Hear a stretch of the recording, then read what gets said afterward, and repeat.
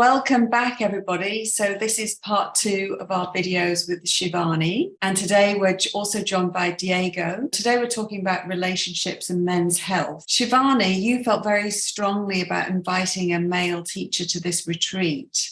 Why is that? Yes, I'm delighted to have a male teacher on our retreat because there's always a tendency for yoga and meditation retreats to be offered to women. And while I love doing women-only work, I really feel it's time and there's a deep need for men to join us. Men equally have very busy and stressful lives, and they can benefit from being on retreat and going deeper with the yoga, the meditation, and the self-reflective practices. For many years, I've been looking for a male teacher that I could invite. And when I met Diego and I participated in his workshops, I knew instantly that this was the man that I wanted to have work beside me. Diego is a beautiful inspiration for other men to talk from the heart. And I think that's sometimes what we need to see, which is why I wanted to bring him along, is that when you have another man who's willing to open up, it encourages other men to open up. And then you realize, wow, we come from different backgrounds, we're going through different things in our lives, but in essence, we're really wanting the same thing. And once you share, you feel a lot stronger within yourself. You have a lot more clarity about your needs and your desires. Diego creates a beautiful, safe space for other men to speak their truth and hear each other's truth. Well, welcome, Diego. And we're really looking forward to having you come over to New Zealand. Now, could you tell us a little bit about authentic relating?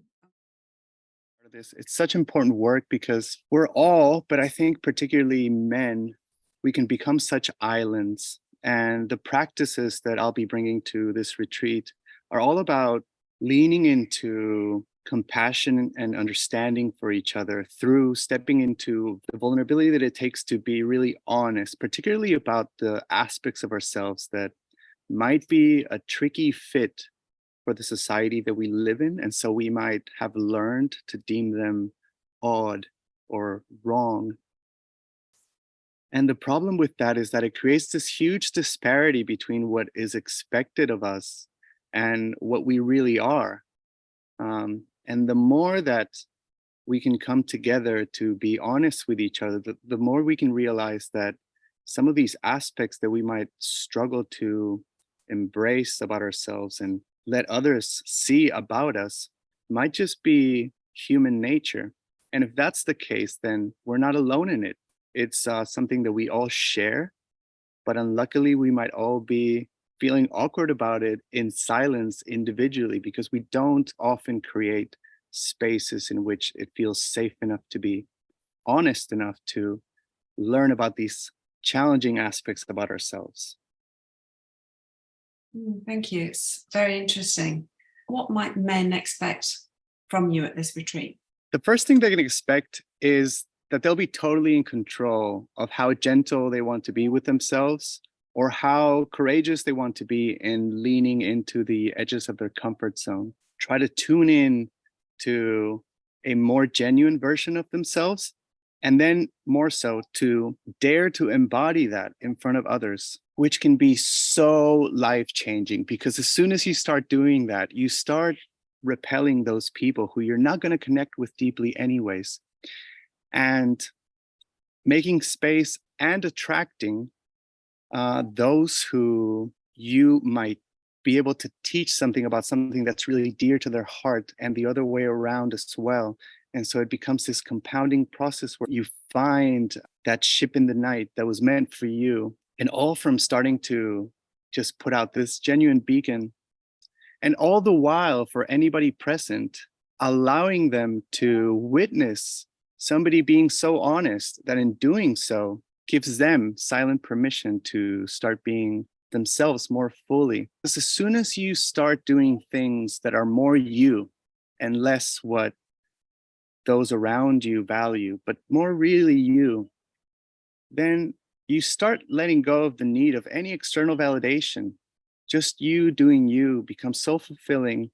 And with that, there's this huge satisfaction and content that starts growing with you. So this will be a really beautiful experience to get in tune with yourself, learn who you really are, which takes some letting go of who you have learned you should be up to this point. And we will do that collaboratively. And then we'll learn tools to walk out into the world and learn to be more genuine in a way that is permissive for others to be more genuine, and which will also attract people and experiences that are more aligned with us and will bring us deep, deep fulfillment.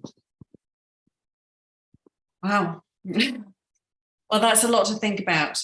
I'd like to also talk about the physical side of yoga.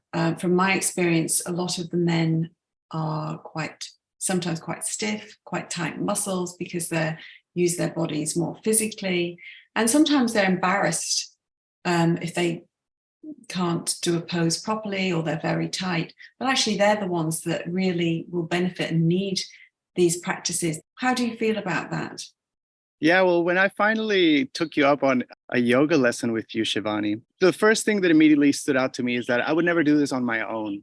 And it was so great to have somebody to encourage me to take the time to engage in this practice, which is so rewarding, but I would generally not go through the hassle of making time and space for something like this. I'm so grateful because I walked out of there just really being reminded of how many things we rely on others for that we would normally not do ourselves if we weren't nudged by somebody. And you nudged in such a gentle, inviting way. I was really grateful for that experience, Shivani. Interesting, because I definitely know a few men that are loners or alpha males who actually could, really benefit from this. And I think partly society as well makes men feel they've got to put on this armor and this image and not show their vulnerability. Yeah, I'm a big time loner. And I also really struggle to take advice from people because it's not to diminish their advice. I just think it's at best good advice for them because we're all slightly different. But what got me really invested in group work, even though I love the individual one-on-one as well, what got me really invested in group work is that time and time again, something would come out of somebody else's mouth that would strike so deeply to who I really am in words that I hadn't been able to find or in ways that I hadn't even discovered about myself yet. And it was only through hearing somebody who maybe was further along the track of something that I was only beginning to experience and investigate that I found aspects of myself that I think in solitude either it would have taken a much longer time or it just wouldn't have arrived to the periphery of my consciousness at all. Wonderful. Well, I can't wait to experience this in person in November. So is there any last points you might like to add? Well, something I'm really excited about this retreat is the natural environment it's going to be held at. And through the activities that are offered, just the chance to let go of the mind and just get into my body for a healthy period of time each day and let go of overthinking, just being more embodied and present. Well, the Marlborough Sounds is a very special place. It's beautiful, calm bays, dolphins leaping, beautiful native forest to walk through. If you're brave enough, you might go for a swim in the water. It's a little bit chilly, but it's great for the soul and great for the body. Well, thank you both so much. And I'm going to talk to you again next week, Shivani. Thank you, Diego. Thank you, Anne. My pleasure. Bye.